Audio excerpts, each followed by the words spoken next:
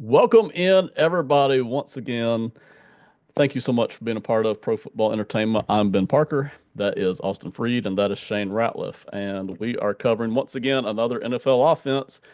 We may or may not have some things to say that you may or may not like if you're a Seahawks fan, but know this. If we're covering your offense, it's because we like your offense, okay? I always say that right off the bat. The reason we're covering your offense is because we like it. It's doing something that's good. It's doing something productive or high level or something. And so that's the reason we're talking about it in the first place. So if you don't like what we put out there, say it in the comments, and I probably won't respond back to that, but you are welcome to carry the conversation in any direction you want to after we have had our say here. Austin and Shane, it is a privilege to have you on board. Tonight, as usual, we will be covering do we want to go nickel or dime or more of the base kind of thing? We'll be covering zone versus man. We'll be covering, is it if it's is a two deep zone or a one single high safety zone. We'll be covering those kinds of things. We'll be covering our biggest concern. Look at this offense. What's the number one thing we're really trying to freak out about? We're really trying to shut down. What's their weakness? Where's an area we can attack? If we were Napoleon and we're gathering our troops in one weak area, what would that area be? Those are the kinds of things we will get to at some point, but we will work our way into it. So, needless to say, Seattle's got a good offense going here. Sam Darnold's been playing pretty well. Jackson Smith and Jigba is lighting it up this year. I mean, holy crap. AJ Barner, Rashid Shaheed, Torrey Horton, Cooper Kupp, Zach Charbonnet, Kenneth Walker. I won't even get into the offensive line, which has some good, some not. But needless to say, they got a lot of things to work with here, and it's going pretty well. And Kubiak, the OC, is doing very well. Shane, I'm gonna let you start off here tonight, man. Any direction you want to, but what's the one thing you really want to start getting after here? So just to kind of open it up, Ben, you mentioned the weapons that they have on offense. I think the thing that I found most interesting in trying to attack this offense is the personnel groups. They run a very high multitude of heavy tight end, and then they'll go heavy wide receiver. They like to position off the run game, but I think the number one element for me, it showed this last week, and I think as long as Sam Darnold's going to be in the NFL, it's going to be put pressure on the quarterback. I mean, Darnold's the one that said that sometimes you see ghosts, and he is good for one game where he'll match his season total for interceptions in one run. And so I think the key to stopping the Seattle offense is to put as much pressure as possible from as many platforms as possible on Sam Darnold. All right, I love that. I'm going to carry it in a more specific direction, then we'll toss it to Austin. Okay, Shane. I too, as part of my notes here, had pressure Sam Darnold, but all of my work, the way I'm going to and listen, audience again, me and Austin and Shane are not going to agree on exactly how to attack this. All right. Some of us have zone tendencies, some of us have man tendencies, some of us just see the offense differently, and that's fine. The way I would be working to try to build my defensive game plan to attack Seattle, I'm going to be using a lot of pressure up the middle. So, especially my defensive tackles, I'm going to have them being very aggressive up the middle, doing all the stunting and twisting that we possibly can here. And then I'll get more of this later, but one of my linebackers is going to be blitzing a fair amount too. So, I'm going to really try to heat up the middle here a lot. Shane, you mentioned that you would probably do it from several different directions, which is always the wise thing to do, right? As many different directions as you can run blitzes from. The way I'm building my game plan specifically, though, I'm bringing a ton of heat up the middle, using those three guys, though. My inside linebacker, my two defensive tackles, and I'm going to do that. And another reason for that, you mentioned the Sam Darnold angle, which is perfect. I feel like the Seattle offense is at its weakest in the middle of this offensive line, especially in pass blocking. You look at those three guys that play in the middle more often than not. If I'm going to attack somewhere, that to me would be the weaker part that I would try to get after. I think they're fine in run blocking. In pass blocking, though, I feel like they are coming up a little bit short so far this season. So, Austin, I'm going to kick it to you here. You've heard what me and Shane had to say. Where are you at on that? And then after that, trot us out something else, man. Yeah, I love getting pressure on Darnold as someone who's a Vikings fan and watched a lot of him last year. He does not do well, especially with pressure up the middle. So I'm in line with you on that. And trying to bring pressure up the middle. He is someone who does really well when he has a pocket to step up into. He feels really comfortable kind of feeling that pressure off the edge, stepping up into a pocket. If you can kind of make that pocket collapse in front of him, that's when he really starts to panic. At least that's what in the past has affected him the most, I think. So yeah, I do like that. But my number one thing, and I've really got, like three keys here. The first key is Jackson Smith and Jigba. He is an absolute dog. He is an alpha. He is potentially a top three receiver in the league right now. You can throw him in the slot where he was used traditionally for the first kind of year and a half of his career, or now they've just said, well, hey, go in on the outside, and he just did. There's a reason that Yes. they felt so comfortable getting rid of DK, and that's because they knew they had someone in Jackson who can go out there, win on the outside, and you've seen what they did in adding some other burners on the outside. You've got Shaheed, who they just acquired in a trade, and Torrey Horton, who they drafted.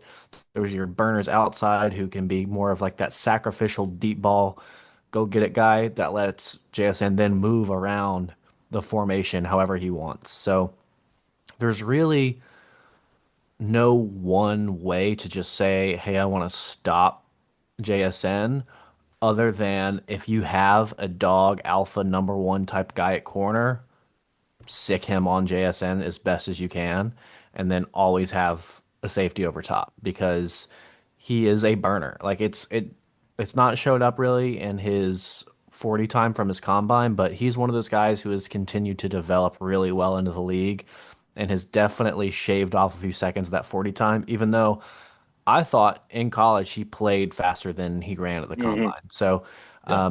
yeah, he absolutely does have that deep speed that scares me. Even though, if you just go back and look at what he did testing in the combine, you'd be like, yeah, he's fast, but he's not, oh my God, I'm terrified fast. But when you see him on pads on Sunday, you can tell corners have that respect for him.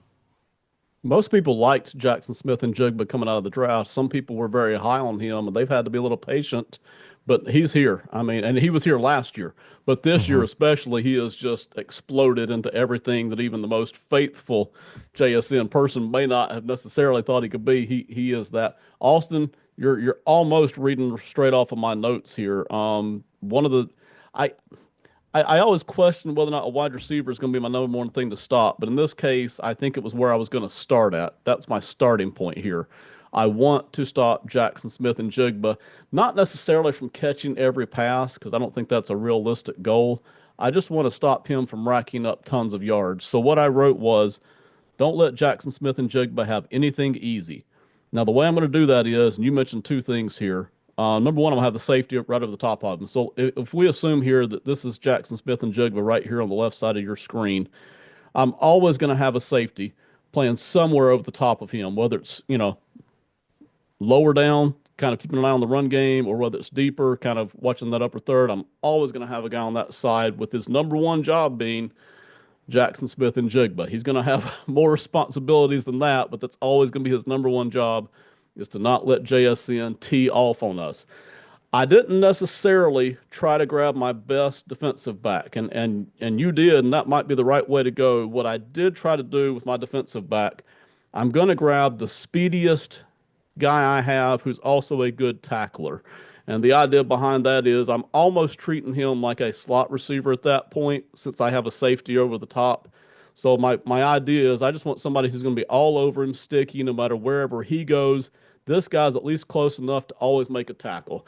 Now, that may not be my best ball skills guy, right? So that guy may give up a couple of catches throughout the game, but the idea is I just want to limit that. If it does turn out to be our best cornerback, we're planting over on him. I got no problem with that. It's not necessarily where I went, but that's the idea. I'm going to have a sticky guy on him, tackle quick, and I'm always going to have a safety over the top. And that's the way I was going with Smith and Jigba here. All right, Shane, back to you here. You're welcome to go back and respond to what me and Austin were talking about with the heat up the middle. You're welcome to talk about JSN, and then you're welcome to take on our next point here. Well, I think everything you guys have said is all over my notes as well. I mean, I put JSN as he's the only thing I'm worried about on their offense. I think they have talent, but he's the dynamic starter for everything that happens for them offensively. Um, for the pressure, like I said to open up, I think he sent it from all over the places, as Austin said, especially during his Minnesota time. Pressure up the middle was a killer for him. People started to do that towards the end of the year last year, and those interceptions started to pick up as that started to come across. The thing that we've talked about in the past, where, hey, when am I looking to play this type of coverage and that? For me in Seattle, I'm playing pass coverage on every down. I'm going to dare them to beat me by the run. And I find that odd because I like Walker and I like Charbonnet Right. as running backs, but they're not the most dangerous by any stretch of the imagination. And I think Seattle does a job where they try to change and go heavy personnel, but then they'll pass out of it. Um, One guy who I do enjoy listening to, Greg Olson, actually broke this down last week, talking about how Seattle has made those changes and how the old linebacker has basically become obsolete because you're just looking for a guy that can do a lot of pass coverage now. Um, I think Seattle demonstrates that. I think you can really go light for your defense and just have some guys that can run around and make plays and be okay there. I agree with what you said with the strong tackling on JNS. The thing for him, and Austin hit on it, he has taken everything that he did in college, and I think what he learned to be the second fiddle as a pro last year, and then now he's just using that against everybody this year. He has a good model in Cooper Kupp that can show him exactly how to do that. You make all the catches, you can play all sorts of different positions. Um, and I think that's what makes it most dangerous. For me, I play full on pass coverage. Like we talk nickel and dime a lot. I mean, for them, there's even times where I'm not a big dime guy, but I would even play that more against Seattle because I think I'd rather just have DBs out there and we can run interference and we'll come up and we'll make the run play when we need to. But I know that they're going to look for him. And if we can, try to make it the most difficult job is for him to get open, I think that's how you attack the offense the most. Austin, I'm coming to you in a minute here, but I want to hit on what Shane said because I'm very close to what Shane was putting out right there. Shane, I'm gonna start with you mentioned the playing pass coverage all the time, and I tend to agree because I like their two running backs, and I like the fact that they are capable of running the football, but it's not the number one thing that scares me. I almost feel like they're running the football in order to set up the pass, and their play action really feels like what Kubiak is trying to get to, and then he's going to take his deep shots on top of that. But I really would rather dare them to run. So what I literally wrote was nickel or dime is what I want to play. And that really depends on whether or not my third safety is better than my second linebacker. That's kind of what's going to make that choice for me. But yeah, I'm going to go nickel or dime heavy, and I'm fine with dime. I'm fine with nickel, either one, whatever my personnel allows me to do. But that was it, heavy nickel and dime. I don't know that I'm going to switch down to base unless Seattle just really starts teeing off on me running the football, and even then I hesitate to do it because I know what they're really wanting to do. They're wanting to throw to second and third levels is what they're really trying to get after here. It's like I hesitate to do that. So yes, nickel and dime. And essentially, I'm going to have five guys to stop the run here. So I'm introducing another little thing here.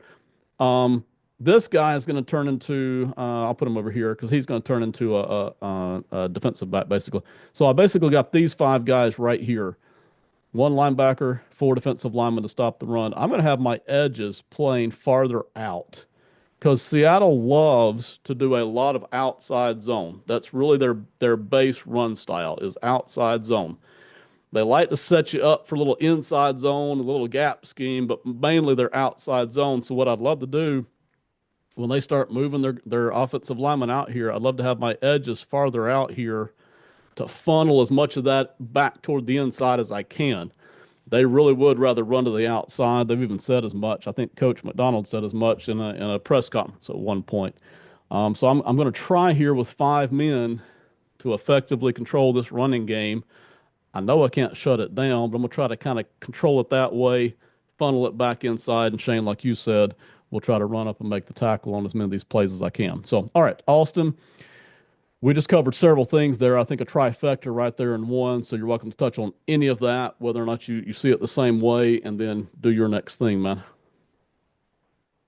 Well, I don't know if you guys know this, but the Seahawks are actually the only team in the NFL who has a run percentage above 50%. They're at nearly 52%. They run the ball 2% more frequently than anybody else in the league.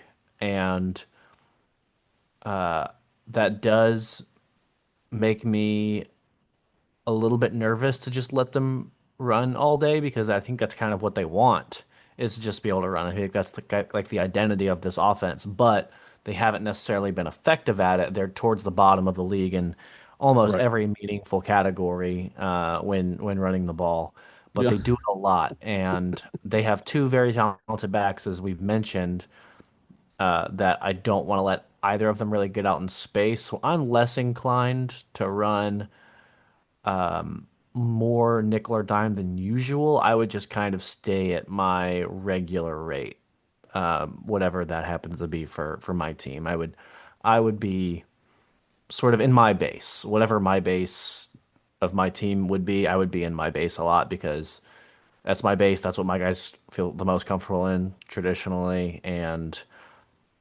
I'm okay with them running the ball at their current rate as long as they kind of keep their current success. But what I don't want to see is them running the ball a lot and suddenly gaining a lot of success on it because that's what they want. They want to just be able to pound the ball up the middle and then run play action off that and then hit the deep ball. Like that's their bread and butter, sort of like the Lions type from 2023, really 2022 as well, or 2024 as well.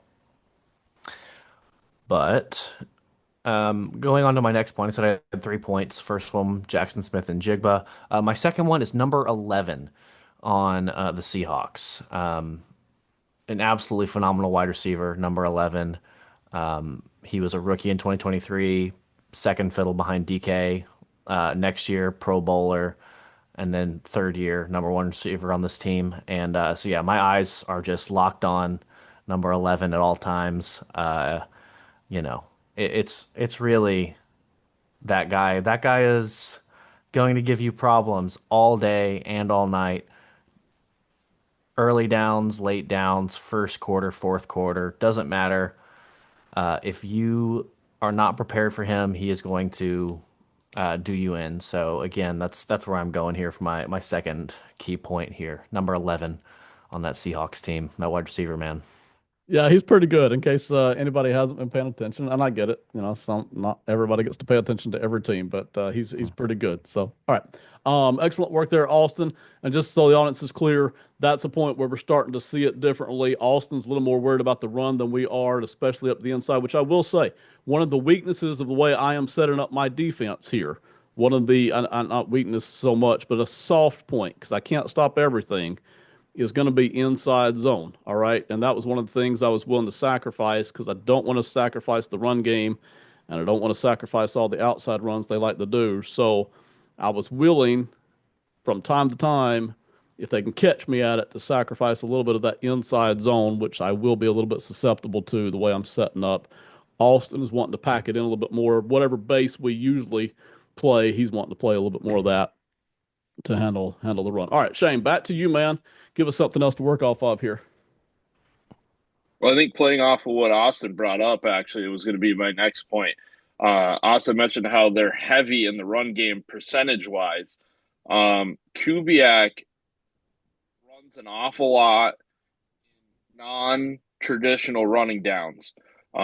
He'll bring different packages in. He'll put three wide receivers out there and then run a weak side zone to try to get runs out of a 3rd and 7 type setup or an early first down run. Some of these situations where general numbers are going to tell you he's probably going to look for passing offense.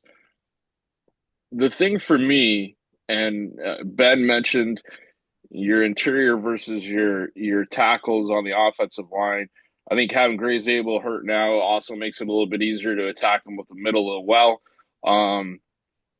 I just think constant direct pressure over the guard uh, on both sides is really how you're going to attack and kind of defend against that run game that Austin talked about. Um, for me, I always think if you can, obviously, there's not just thousands of Jordan Davises to run around and put the giant guy on the defensive line and tell him just wreak havoc. But this is where if you have a true guy that can play a nose position that can do things like that, a zero technique, one technique that those guys that can attack, that's what really hurts this game. Because if you have a guy that stops that early, then that running percentage is going to go way down even more. And if you can get them Yeah. into downs where Sam Darnold has to take a look, that's just going to fuel the defense to be a little bit easier. Yeah, I totally agree. If I had, and again, we've talked about this before, depending on what we're good at as a defense, that's definitely going to tilt what we try to do. So, if I've got this monster defensive tackle who can really lean heavy up the middle, I'm going to tilt that way. If I've got, a slot guy who's really fast, can really tackle well, that's going to help me out a little bit, depending on what I got here. So if my edges are very athletic and they can get out there and bust out the outside zones and chase the run back in, that's going to affect it too. A couple more quick things here, and then I'm going to throw it back over to Austin. Rashid Shaheed, who they just acquired a few weeks ago. I'm gonna put my other fast guy because I mentioned I'm gonna have a fast guy on JSN.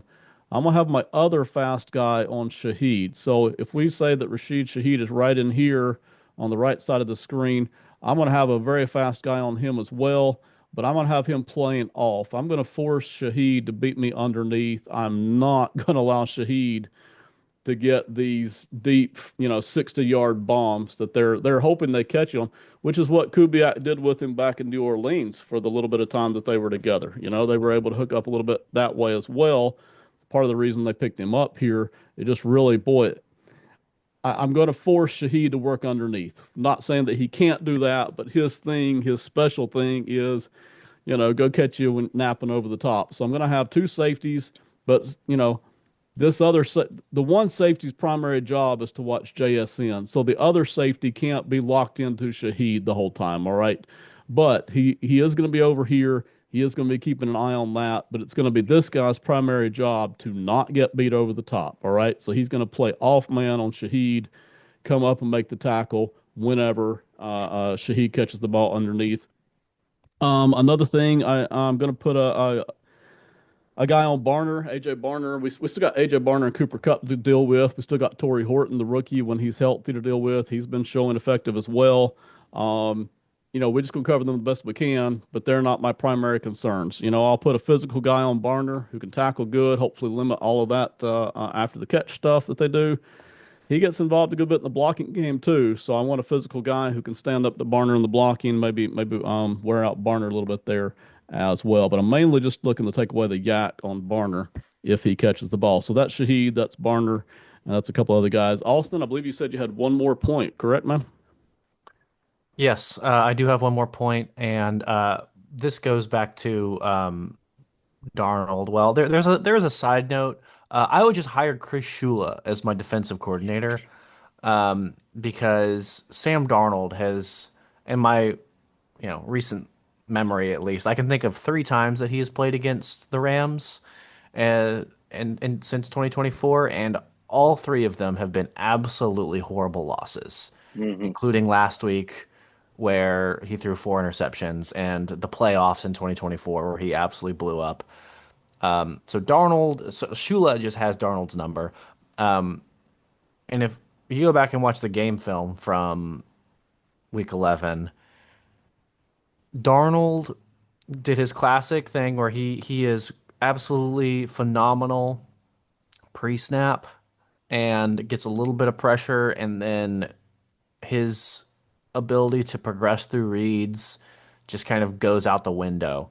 And I think what the Rams have done so well in a lot of these games is disguising their coverage and pressure, and really just trying to look the same pre-snap every time, because that's, to me, something that Darnold does really well is diagnose pre-snap. And if I can look, one way and go to six different defenses out of that, whether I am, bringing different pressures from different spots or rotating to different coverages or a combination of all that. That is, I think, the way to disrupt Darnold is to not give him too much information pre-snap, and try to hold all your cards close to the chest and then throw everything you can at him once the ball is snapped. So that's sort of my process and how I'm going to ultimately try and prevent and hopefully stop the Seahawks offense, at least their passing game.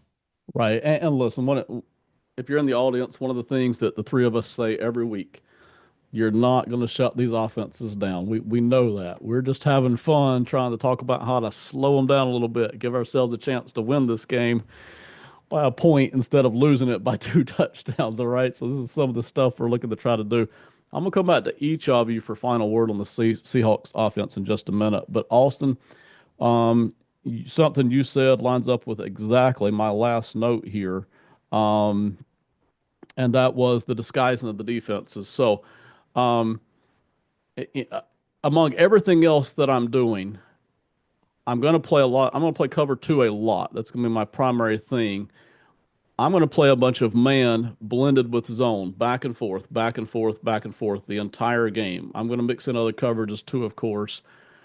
The only guy I'm really worried about beating me one on one, and Shane referenced this earlier, is JSN. He's the guy I'm worried about. Well, no matter what coverage I'm in, I'm gonna have an underneath guy on him and a safety over the top of him. So he gets special focus whether I'm zone or man. Everybody else, I've still got two safeties deep. I feel okay running some man against them because as long as I'm playing tough and tight, I'm okay with Barner. I'm okay with Cup at this age level, not the old Cup, but this current version. Horton worries me a little bit, but I think he still needs some more development before he can just rip me apart one on one. Unless we're in goal line. Obviously, he did that to the Commanders a couple of weeks ago, but I feel like I can handle them. What I am worried about, though, and this is where I get back to where I'm with you, Austin. I'm most worried about them knowing I'm in man defense because as soon as Kubiak knows I'm in man defense and Darnold knows I'm in man defense, here come all the rub routes, and I am going to be toast. All right, so Austin, you said it perfectly. Let's look the same pre-snap, no matter what defense we're playing. Look the same pre-snap, and then go into whatever defense you're lined up in. I just don't want them to know I'm in man because then I'm going to get rub routed to death. That's what scares me more than the individual one-on-one talent of the other receivers besides Jackson Smith and Jigba. So that's where I'm going with all of that. I'm going to do a little bit of drawing here as well based on some of the things I said here. But Shane, I'm going to go back to you here for final word on Seattle and their offense, man. So the final point for me, Ben, and I think we do a good job of not getting too romantic about which players you need on your defense to be able to stop a certain offense. But Right. I would say in the case of Seattle, the thing that I would want if I had the opportunity to go against them defensively is by far a strong defensive line. Because I think if you can set the line of scrimmage against Seattle, that has the Yeah. greatest effect against them. Yes. Like you said, with all the weapons, as I'm going to get my second fastest guy to cover here. At some point, the talent on the outside becomes so great that the only thing that I can do is speed up the quarterback because I know that if we don't get pressure on him, I can't run with these guys forever. I think just like Austin mentioned, Chris Shula and the Rams, you lose Aaron Donald, but you're probably defensive line as a whole becomes better. And those guys can each win their battle. So you can start to play a lot of different defenses behind it because you know you're going to get pressure and you know those guys can handle the run. I think if you can set the line of scrimmage 2 yards deep for Seattle, that affects their run game because they love to play action off of what they're going to do. It affects the direct running. And it also cuts down on those timing routes, even if you are going to go rub if they know we're playing man behind it. So I think as a defensive coordinator, if you have the Stallions, the defensive line is where you really want to have them eat this week if you're going to have to go against Seattle. See, and I totally agree because again, each defense has its own strength, right? When we don't get to pick, we just got whatever defense we're rolling into town with, right? But if you could pick, I'd love to have that strong defensive line just shut down the run game. And now I've got all these defensive backs or linebackers to work with to focus on the passing game. And we think we've got a pretty good handle on it, at least until we get punched in the mouth, right? As Mike Tyson would say. We got a pretty good handle on what we might do for this passing game if we got a strong front four shutting down that running game and then even also getting some pressure on Darnold. So, all right, excellent work, Shane. Really appreciate it. Austin, before I get to you, the stuff that I'm drawing here is stuff I've already said, right? So we got right here, man defense playing off. Right here's man defense. Right here is man defense on Jackson Smith and Jugba. This linebacker is essentially covering this tight end, but he's going to have his responsibility right here too. I got two safeties deep, right? So I got a guy here, got a guy here, and then I've got my five men, including my linebacker, sitting here, hopefully to cover the run and a little bit of stuff over the middle. This red circle here, that's the way I'm building my defense, not the way Austin's building his. The way I'm building mine, that's the other area I am susceptible in, all right? That kind of area past where the linebackers would be, that 10 to 15 yard area, especially since one of my safeties is shaded over toward Jackson Smith and Jug, but that's going to be the area I'm also a little susceptible to. So I'm hoping whatever pressure I've got can get on Darnold before he can spot a receiver heading to that area is what I'm hoping there. That's my second soft area in my defense. Austin, I've enjoyed it tonight. It's been excellent work. Give us your final word on Seattle, man. Yeah, this is a tricky defense to cover from a passing standpoint if Darnold is comfortable and in a rhythm, Yeah. because while JSN and number 11, who are the same person by the way, I don't know if anyone Just in case anybody it's missed it. this the same person. They are that's the number one, the alpha. The other guys absolutely can and will do their own damage, whether it's Right. guys like Shahid or Horton burning you on the outside, Yep. or it's Arroyo and Barner, who are two really solid up and coming tight ends. They're going to do damage as well. So if you can disrupt the rhythm and keep JSN in check, which is a lot harder to do than just saying it, but those are the kind of two keys to success here. And if you can do those two things pretty well, which we mostly saw the Rams do last week, I mean, that was a really good example of a lot of the stuff we said today. And they had a lot of success. They held them to just one touchdown. So that's pretty much it. But if you spend all your focus on just one of the two things, or just really trying to stop JSN, and Darnold is comfortable, he's going to make you pay in other areas. He does have the talent around him. It's not like the wide receiver room is devoid of talent outside of one guy. No, this is a very much a Yeah. deep roster. It is. And like a lot of the other good offenses we've talked about, that's what really makes it so hard. If you've got one strength, I kind of sort of figure I can stop that. But when you're as diversified as they are, boy, it makes it tough to try to figure out, especially once they get on a rhythm. So, Austin, I think you said it perfectly. We're trying to disrupt the rhythm. Shane alluded to that earlier by talking about if you can shut down the run game early on in the game, right? Now they're starting to have to work from third and sixes, maybe, and that's a huge difference, man. Boy, just like getting ahead in the count if you're a pitcher on the mound, right? It tilts in our favor now. That can be huge, but boy, once they're on rhythm, they're almost unstoppable once they're on rhythm. So, man, early in the game, try to get them off, and then just try to disrupt some of that rhythm and just get them shaken off because they are capable of beating you in almost every way. I mean, there's really not anything they can't do. It's just they do some of it better than others, but makes it tough. All right, whether you're a Seattle fan or not, thank you very much for watching with us tonight. That's the Seattle Seahawks offense. It is very good to say the least. That's Austin Freed. That's Shane Ratliff. Really appreciate the work by them tonight. Two of the brilliant minds on our network, and that network is Pro Football Entertainment. We also have a lot of 2026 NFL draft prospects already up.